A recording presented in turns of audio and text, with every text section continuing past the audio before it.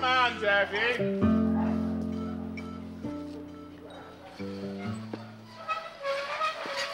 Come on. Here, Jeffy. I came to California in 1942 to work in the war effort.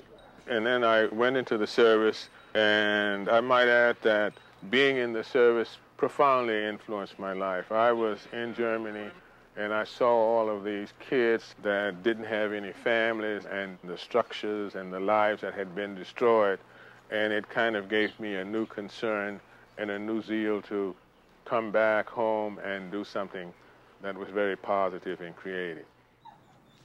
Ed Bex returned to California and to a post-war prosperity that was drawing a new black population to the state.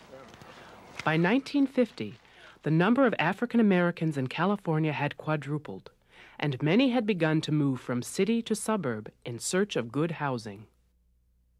Okay, I come down on the peninsula. I came out here looking for a job.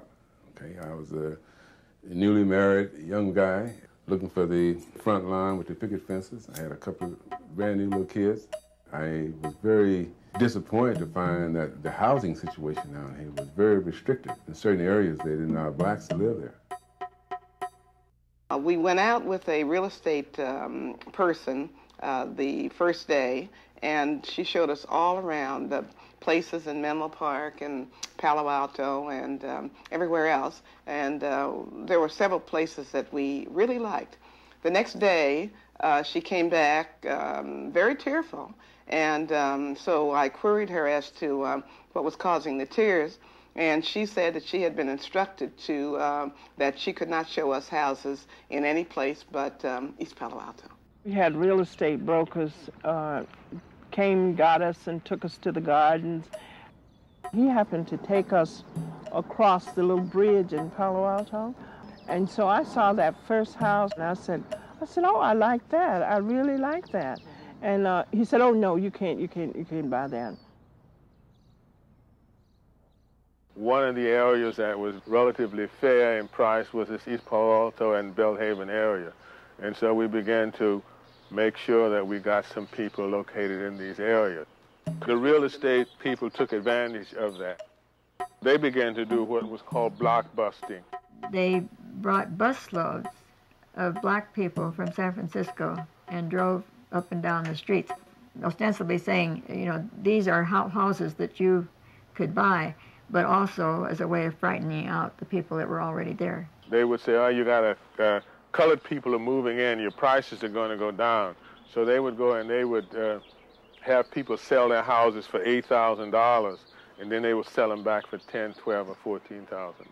They came to me and said, good morning, I'd like to help you sell your house. And I said, sell my house?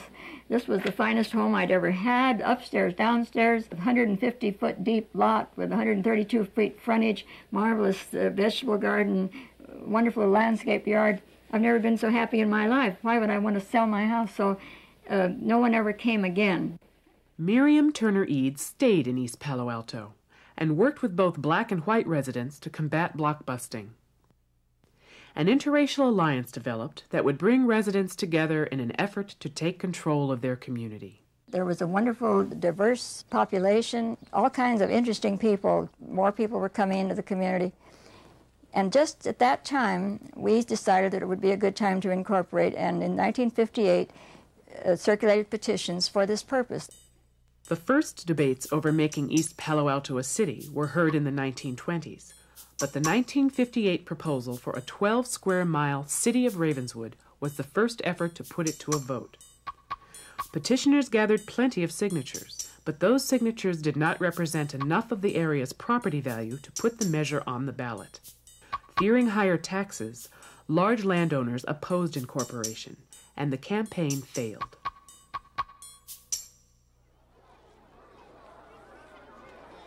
After the unsuccessful attempt to incorporate, small groups continued to combat blockbusting, but the transformation of East Palo Alto intensified.